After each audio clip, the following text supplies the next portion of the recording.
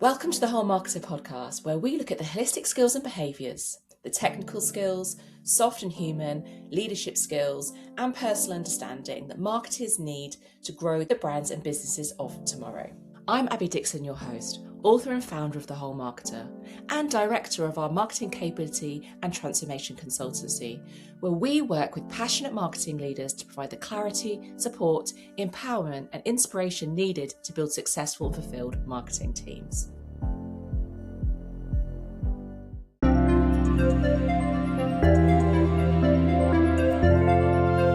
Hello and welcome to today's podcast. This is the last episode in the mini-series where we're discussing the changing roles of marketing with a focus on leadership roles, and today's guest is Mays Elansari. And shortly I'll welcome Mays onto the podcast, but before I do, let me tell you why I wanted to bring her on today. She represents many marketers on a quest to securing their next role within the marketing landscape and the current job market where demand outweighs supply. And in light of this job market, it really is a case of what's got you here won't get you there, especially when it comes to senior roles. But in this climate, there are even less. Having discussed the current job market and the changing roles with both Joel and Rowan, and the changes that they are seeing from both sides of the fence, I thought it was important that we also have a voice of a customer who's experienced firsthand what it feels like and how they've navigated the current job market. I see firsthand how many marketers are having to do things differently to secure their next role, and wanted to share the realities and provide inspiration on how you may want and need to consider different approaches to securing your next role. Mays Elansari is a brand marketer with a track record of building bold, distinctive brands across food, beverage, retail, and luxury. She's currently marketing director at Wasabi, the UK sushi and bento chain, where she is leading the brand strategy as the business scales. Before this, she spent time at Subway as the regional brand marketing director for EMEA and also held roles at luxury fragrance house Penhaligon's. Early in her career, she also worked agency side at BBDO and McCann Erickson, London. She brings both creative and commercial perspective to everything she does. Finding herself at a career junction last year, Mays became known as the Queen of Yes and events. As she lent into building her network she'd until then had little time to invest in, attending a breadth of marketing and business events and sharing her journey along the way. So Mays, welcome to the Whole Marketer podcast. Amazing. Thank you so much for having me. Pleasure. Now, as you know, we always start with the big juicy question. What is the role of marketing leadership to you? Yeah, I think that's a really important question. I mean, the leadership, has changed over some time. And I would say right now, the most relevant aspect of it is really being kind of a growth driver. We talk about being the engine of the business, not just the guardian of brands, which I think for a while we've had that legacy. How do you kind of emerge and be at the intersection of kind of a commercial perspective, the strategic approach, and very much driving creativity? And I think, a great marketing leader can really bring those three together and kind of join the dots, as they say, and really make sure that you're delivering clear impact for the business. But at the same time, it's also really important to kind of lead that strategy and create a North Star for the team, right? And create a vision, not just for the marketing team, but also from a company-wide perspective. So everyone kind of goes on that journey together and less siloed. Those things I'd say are the key points from a leadership perspective. Definitely. That North Star, the vision, where we're heading, defining those strategic choices for the wider business, using creativity to drive that growth engine. And as you say, make sure that we're not siloed, we're all working collaboratively to bring that to life. So if that's the role of definition of marketing leadership, which I agree with, what changes have you personally seen in the last few years? Yeah, I mean, listen, there's been quite a shift, right? I mean, I think we could all probably say, and I'm sure a lot of your guests have seen that previously, that there's a significant shift in the kind of, I would say, the accountability, like the scope of marketing. It's kind of significantly changed. Now it's much more commercially led, the accountability behind that, making sure that there's a real proof and value behind, marketing that is creating that impact from a business wide. But also, I think, as Les Binet and Peter Field talk a lot about, it's not just the short impact, but also the long term. So that strategic influence and from a performance perspective, understanding the now versus the kind of long term approach. And then also, talking about it earlier, we talk about having the ears, right, and having a seat at the table, right, but also having that connection and relationship with the CFO, not only the kind of speaking their language, but understanding, how to really ensure that there is a understanding and value of what marketing can bring to not just the brand, but also as a company. So I think those are the kind of key aspects that really help expand the role. Being a strategist, obviously understanding the operations behind it, being much more, I would say, insight or data led. But now, of course, adding AI and tech under our remit, while of course championing creativity is really important. So it's a really wide breadth as a marketeer.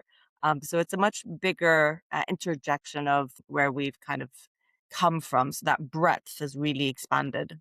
Yeah, definitely. I'm definitely seeing the breadth of roles, as you say, moving from support functions to the one leading all the commercial aspects, but also really working collaboratively to operationally deliver and bring things to market in different ways, AI, tech, different channels that open up to us, delivering the long term and the short term growth. It's like, is there anything that we don't do, right? Is Seriously. there anything that we don't do? And I think what you said there around the seat at the table is really important. And one thing that I am seeing change is that senior seat at the table is changing. Yes, we're also seeing the classic CMO roles that have a true board role. They sit on the board, have those conversations and work collaboratively across all the other functions. But then there's also seems to be a change in the senior leadership roles. There seems to be those that are marketing directors that maybe don't have a seat on the board. There are fractional CMOs. There are consultants taking up that role. I'm seeing lots of heads of that maybe the more senior marketer has disappeared and now they're trying to step up with less experience whilst trying to still, make sure that marketing doesn't lose that voice. And when you couple that naturally, there always are less senior roles. The higher up you rise through the roles, there is going to be less roles available. But I'm seeing, especially at the moment, due to market performance, a lot of reduction in senior roles and a lot of senior marketers out of work. Yeah. What are you seeing? What do you think is fueling the sheer quantity?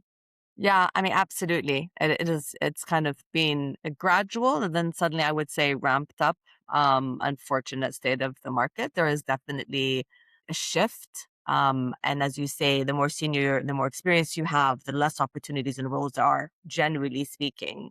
There's definitely been a shift, as you said, I would say also about the kind of interim consulting, right? Project based leadership, a lot more fractional, stretching the team, rolling the kind of responsibilities and projects into either a heads of and combining, 2, 3 roles into one. And I think that aspect of shifting from a more permanent to maybe an interim or a fractional is kind of like, right, let's kind of prove until we want to really fully invest, right? And I think I understand the business perspective. You want to have options, you would have flexibility. I do think from a marketing discipline and a leadership perspective, that does create a bit of tension though, right? Because, we know that performance, especially brand led long term investment takes time. You can't just measure, a CMO or a marketing director on short term plays and, kind of immediate impact. So I think there has to be a balance between making sure that, the objectives on a fractional interim are very specific within the time set given, because those models have very specific needs in play.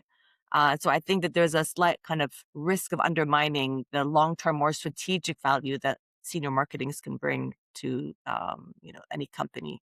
And I think that balance, as you said there, between the impact and the time. And I think organizations where maybe more short term tactics have been used, where they can see the impact and it's clearer, maybe a marketer coming in new into role that is trying to educate on the long term and the short term, and those results aren't as quick as they would anticipate or have experienced historically, is almost impacting their personal Of course. reflection of their ability and also the role of marketing as well. Yeah, absolutely. And I mean, to your point, the market itself, right? The hiring market has significantly changed. There's a whole bunch of factors that we all know that a lot of it is not in our control, but whether it's Mm. what's happening in the economy, the uncertainty of organization and restructures, the lack of investment in marketing, especially at a senior level, have all kind of been key variables to impact that. And so, therefore, that consolidation of roles, like you said, the responsibilities kind of merging into one, and then, looking at it there. And there's a lot of amazing, incredible, experienced marketing senior leaders, as you say, in the market for the last couple of years who have either out of no choice of them with the restructures, have found themselves, looking. And at the same time, hiring managers know that there's a larger pool of great talent of, senior marketeers and are either holding out for what we call the unicorn or, before we would be really happy with 80, 70%, that would deliver on the brief. And now hiring managers can hold out more or expect to have that perfect profile to kind of really deliver, as we said, like that whole wider breadth of experience. And that imbalance of there's a lot more supply and a lot more experience and a lot more candidates available, less opportunity, and then sometimes unrealistic expectations is definitely create that situation of the market that we see ourselves in. Definitely. I was speaking to someone the other day and they have good, strong commercial background, grown brands, built teams, really strong effectiveness, thought leader in that space, but then also being asked to be creative and to run a creative studio and thinking and bringing that in house and that function. And it is the unicorn. It's all of the areas that we are, as we mentioned earlier, that need to be included in the marketing leadership roles, but actually almost having to be experts in all of those areas, which we know that that isn't going to be the case for every single individual. And there are so many senior marketers out of work that I think it's almost fueling the increase in consultancy, because obviously wanting to generate an income whilst looking for a permanent role, or those that are offering fractional CMO work, whether that's intentional, they've made a considered choice to choosing to want to do fractional because they want to leverage their expertise, help multiple businesses in more of advisory, long-term strat setting capacity, or that's out of circumstance. There are more fractional roles as well. So I think there is a growing maybe nervousness in some organizations where the senior point hasn't been positive, maybe lack of understanding about how we build brands in the long and the short term and what that takes, the skills that are required for a marketing leader to do that or to fit where they are on their growth agenda within their business. But I think also really thinking about that permanent role for that long term agenda, and seems to be all it would be a little bit muddled at the moment. Yeah, no, absolutely. And, the reality is when you think about it, it's a lot to ask. But at the same time, when you also do have, that multi-layered experience, when you have the variety and the breadth, it's, are we setting ourselves up sometimes to fail? Because you can't be a specialist in every single thing, right? You can have specialisms, but at the same time, as a leader, your expertise is sometimes not having the answers. It's sometimes bringing everyone else on the journey, right? And having those specialists, teams, and managers who, work together really collaboratively, can help kind of really focus and deep dive into different disciplines or expertise. And I, for example, I'm a generalist marketeer, right? And that is the beauty of what I bring. That's one of my superpowers is that I am able to, whether it's multi-sector, multi-region or markets, whether discipline, industries, I have the ability because they're skill sets, right? But they're also attitudes and behaviors that you can lift and shift. And sometimes we become a little too literal and that, they've got to be within this swimming lane or they've got to kind of ensure that they've had 10 years of the exact competitor landscape, but that just lacks creativity and innovation because we're just recycling the same talent and the same thought process. And so I think sometimes it's really important for us, not only as candidates, to make sure that we're portraying and showing and proving that, our expertise is transferable, but also for hiring managers to keep an open mindset to say, actually, not that they've jumped from industries, but actually their experiences and knowledge that they can bring, that freshness, that innovation, that expertise is really important, especially within marketing. I couldn't agree more. And I always say it's really good to have a marketer that's experienced the same challenge for that brand, regardless of the sector, that it is a specific sector experience, because one size doesn't fit all. You're going to have fresh perspective, diverse thinking, a wealth of different approaches that potentially not been done within your industry, but also somebody who has navigated that challenge. And as we mentioned earlier, brought teams on the journey, gained buy in, educated, inspired, led the transformation. And we don't have to be specialists in everything, but we do need to be able to ask the right questions and have the right people in the team that can be specialists to help move us forward as a total function. And as you say, I think there are many reasons why there are so many senior marketers out of work: economic conditions, maybe some nervousness of previous senior hires, unrealistic expectations about what they're wanting from the role, maybe the changing role of marketing within their organization. They've also got a lot of options available. Do I take someone full time? Do I take someone fractional? Do I take someone permanent? Do I take a consultant? Do I take someone in the interim, as we mentioned earlier? Let's see how it works to increase my confidence Yeah. before we make that a permanent role. I'd love to hear about your firsthand experience, though. Somebody who has historically held senior roles and then more recently secured a new role. What did you experience different this time round? Yeah, I mean, and not just that, to add on to it, I've most of my career had permanent roles. And I've directly seen in my experience the duration of the length, right, of those roles have, my first job actually was for 10 years. Then it went down to like 7 and then going down to 5. So you can see that reduction of time or duration in a role, not always out of choice, but I think the realities of restructuring, consolidation, the seniority. And I think that that shift has also pushed us as marketeers to change our mindsets, right? And to have a very different perspective and to be a lot more agile and flexible, which instinctively is not a bad thing. I think it's just reframing the narrative and making sure. But to your point, I mean, my experience of the job market has just been extremely, I would say, challenging, I would say, especially for someone coming in from a marketing perspective who's always been in a permanent role. So that shift really cajolted me. And I would say, actually, and now reflection, of course, I say it's a positive thing because actually I'm so much stronger for it. I think changing my mindset, really kind of understanding my strengths and what was my narrative and what was it that I really enjoyed, those challenges, as you said, but then being able to kind of bring that story together and bring the value of my expertise was really exciting in a way because I hadn't done that for such a long time because a lot of my career I had gotten referrals or recommendations, which was great that I was recommended through the network.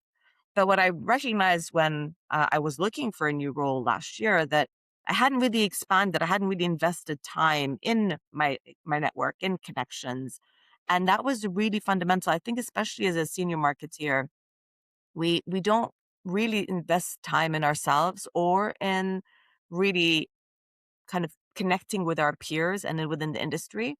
And I think that's really important. And for a long time, it was kind of frowned upon, like, we're too busy, or this is, a nice to have. And I kind of played along with it for a while, thinking, actually, I really am busy. I really don't have time for this. I have to spend time, investing in my team, in the company, and, work. And then, when it came down to it, I realized that there was a big gap and a hole, just not having had those connections and those peers, and whether they're mentors or even mentoring myself. And I think that's really important that we make the most out of it and take advantage because we can learn from each other, right? We can support each other. As you know, when we talk about, especially at the senior leadership, a lot of the role recommendations comes through that network and the support, which is, I heard, I think you'd be great. I've worked with X. Those recommendations, those word of mouth are really important. And so it's critical for any marketing leader, or whether you're starting at the beginning of your career, to really invest in putting yourself out there, connecting, being involved in the community. There's so many opportunities joining podcasts and listening to them as yourselves, whether it's tools and research, whether it's joining societies like the Marketing Society. I mean, there are so many tools, resources, individuals, platforms to connect with. I think that's really important to at any stage of your career. I couldn't agree more. I always say it's really important to have those circle of people around you that are there for you. Ex-work wives and husbands are really great for this because they've worked with you, they know you, but maybe can give you fresh perspective to the challenge that you're having because they're not working in the current organization that you're working with. but also because you've worked together in close proximity. They know your strengths, they can give you honest feedback, um, as well as building your network of knowing who to go to when you need help with, and vice versa for them. So it's really important to have that network around you. And as you say, that clarity around what your strengths are, what motivates you, what challenge, what is it you want to be known for? You know, someone expressing a challenge that they're having, or a leader, the type of leader that they need, and almost you being at the tip of their tongue because they go, I know what Mays is really great at. I know just the person you need to speak to. Because as you say, it's that trust and that confidence of speaking to the right people, getting the right person for the right challenge, particularly in leadership roles, that is so important. And having those recommendations and endorsements really does help. Yeah, absolutely. Did you know that The Whole Marketer is not only a podcast and book, but also a marketing capability and transformation consultancy with trusted partners to many leading household brands, empowering their marketers with the holistic skills and behaviours through our training courses, workshops and leadership programs, providing support and fulfilment through coaching, mentoring and our trusted advisor work, and providing inspiration through our talks and keynotes. We work with passionate marketing leaders, helping them define and gain that all-important clarity through vision setting and strategy development. Through our capability consultancy, we define the future role of marketing, define the required skills and behaviours, the ways of working, infrastructure, processes, and much, much more to ensure your team are able to deliver against that future role aspiration. We partner with you through each stage of the transformation journey to step change not only your team's capabilities, but also to empower those marketeers in your care to lead that long-term commercial agenda and deliver on the true potential of marketing.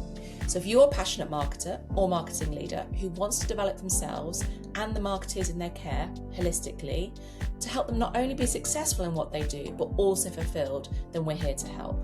Find out more at thewholemarketer.com. Right, let's get back to that conversation. So tell us about the journey. You found yourself out of work. What happened next? So I literally found myself out of work thinking, I don't know where to go from here because I hadn't experienced anything like this before. As I said, I'd always either been recommended or I'd applied and got permanent roles. And I think there was a moment where I said, well, this hasn't been obviously working out right now. And I had to change my mindset. That was the first thing that really, I think, that emotional strain, right? I don't think we talk enough about. And that's why I kind of had this realization where I'd been saying no for so long that I had to change that because that was what I was in control of. And that was the most important aha moment, let's say, a realization that I had. And so I said, well, if I've been saying no for all this time and I feel like actually I'm at this crossroad, what's the opposite of saying no? What's saying yes? And I literally just had that moment of clarity. And I said, okay, well, I'm open for work, but I don't really feel like I have strong connections, or peers or friendships, networking. And I just catapulted myself to say, right, not only was I going to be really intentional with my time, because obviously time we all know is finite, but I was also be really purposeful with it and really consistent. So I approached it as if I was looking for a job as having a full-time job. And I think sometimes everyone says, oh, you make it look so easy or it comes naturally to you. Do not be fooled. I think we can all hand on heart say it is tough. It's a tough gig. It's a tough time. So I think the clearer you are with yourself and with others, hey, by the way, I'm looking, I would love to be able to help with. This is the value that I bring. It makes it much easier for everyone else to kind of, to your point, stay top of mind. Mm. And they know what you're looking for rather than just, I'm looking for a senior marketing role within FMB. Like, that's great. But let's just break that down a little more, right? So I think for me, it was my mindset. So changing it to being really positive and it's all about saying yes. Yes, I'll go to events and not know anybody. Yes, I'll post on LinkedIn, even if I'm talking to myself. Yes, I'll put myself out there. Yes, I'll ask for help. Yes, I'll go up and want to meet new people, and whether it's friends, whether it's, leadership, whether it's, talent, join new communities, then start going on podcasts, talking at events. I mean, all of those things you can see kind of just spiraled because I was really pushing myself. This was the great opportunity. I had the gift of time and I really wanted to make the most out of it. but also because I had this FOMO of I remembered what it was like being in a full-time job and not being able to really either attend events or have time and build that space. So I was like, well, now that I do have time, I had this fun mission. I'm like, I want to get rid of FOMO for like senior marketing directors or CMOs who just couldn't go to events or felt like they were always missing out. And that's kind of how I fell into the whole queen of events. I kept on going out because I was just thirsty for knowledge. I was just so eager to meet new people and listen to everyone's perspective that I kind of got a little carried away, but I loved every moment of it. That I just kept on going to as many events, whether it was like AI all the way through to brand, the creativity, awards. I mean, it was everything. Honestly, Abby, it was phenomenal that I had literally gone from like nothing to everything. And on the way, I organically picked up, you know, a fun phrase and a title being known for going out to events and also about saying yes, because actually we talk a lot and there's loads of kind of content that we share, but I'm not sure how meaningful and deep it goes. And so I thought by sharing my own experience and being, quite vulnerable and sharing the extent of it, that if I could help one other person kind of feel a bit more confident or put themselves out there, because this first step is always the hardest. And when you see someone else do it, it just feels a little easier. So I think by being quite intentional with time and purposeful and then just pushing myself out of that comfort zone and having that mindset, I was able to build my network, meet amazing people, connect with friends and peers. And then to your point, I really stayed top of mind. And that's exactly how I got my role. Both my interim position at Stonegate, I was working with Kate, who's great CMO at Stonegate Pubs. I had made great connections through a few of the communities about my new role at Wasabi. And so it does work. Not that I'm a proven case, but in the sense that, when you do put yourself out there, you are visible, you are intentional, you're really clear to your point about the value that you bring in the experience. Putting yourself out there and being visible and being consistent about it really makes a difference. Definitely. And I love your point there, though, you said about having been a marketing director who had FOMO because you weren't at the events, almost giving those marketing directors that value of going, and here's the top things that I learned. And I noticed all of those posts as well myself. I think that's really helpful to not only go and have the learning, explore, meet your new connections, but also share something with others to help others who are on this journey. And as you said, Absolutely. being vulnerable, because it's not always an enjoyable experience being out of work.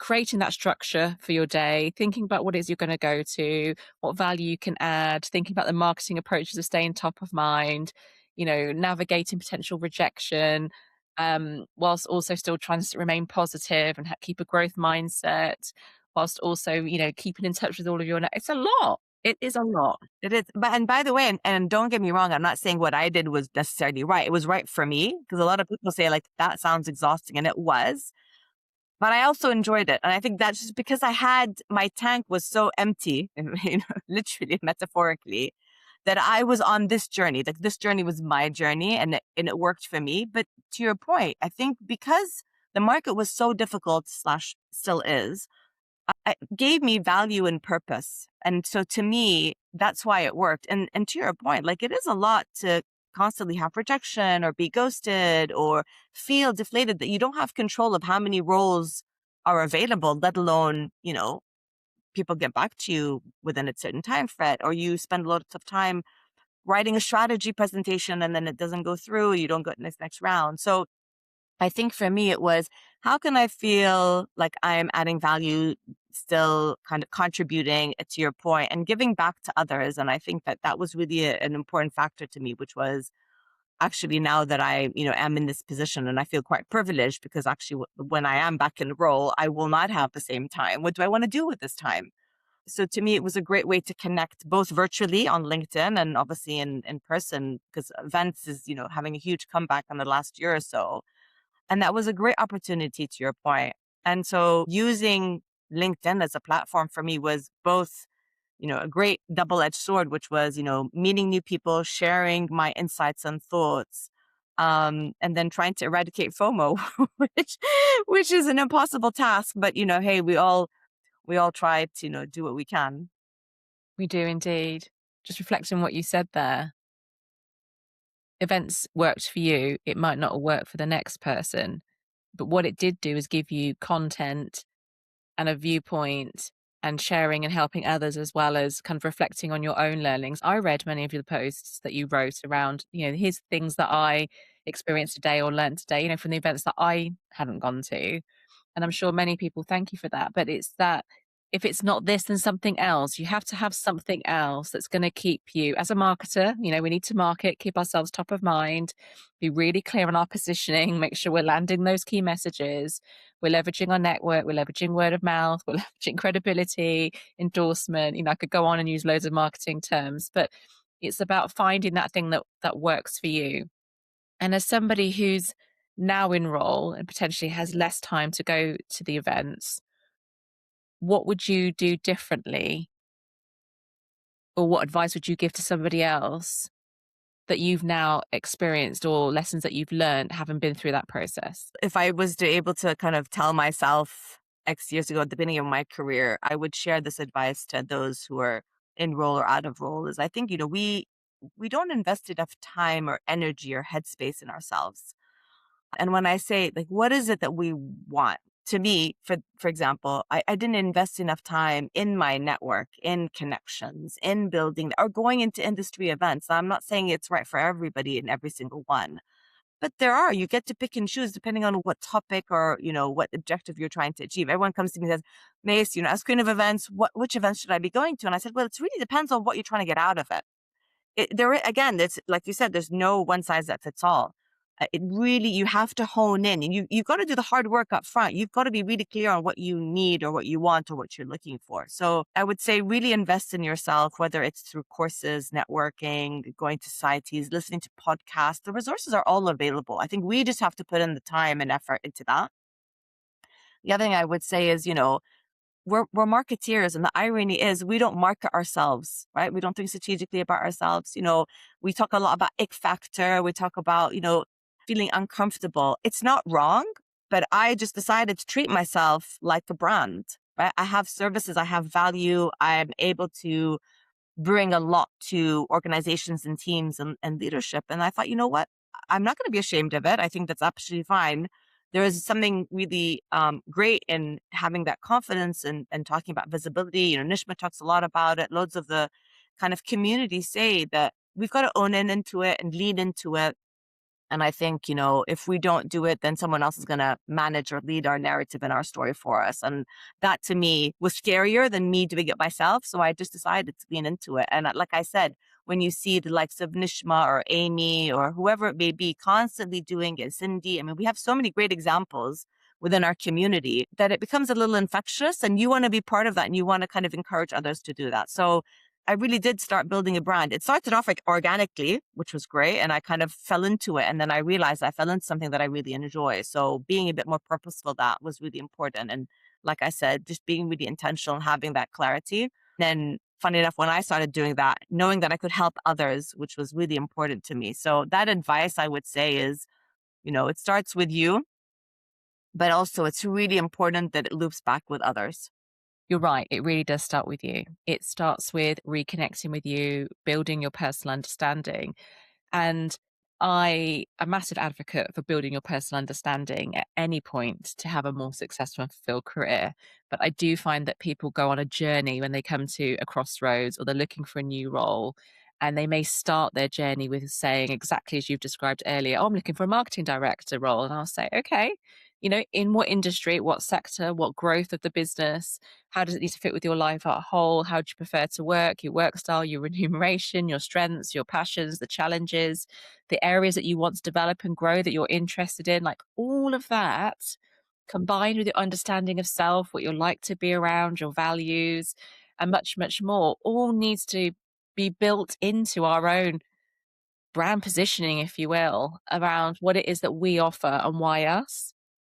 And I don't think people do that to begin with, but then they soon realize how important that is. Yeah.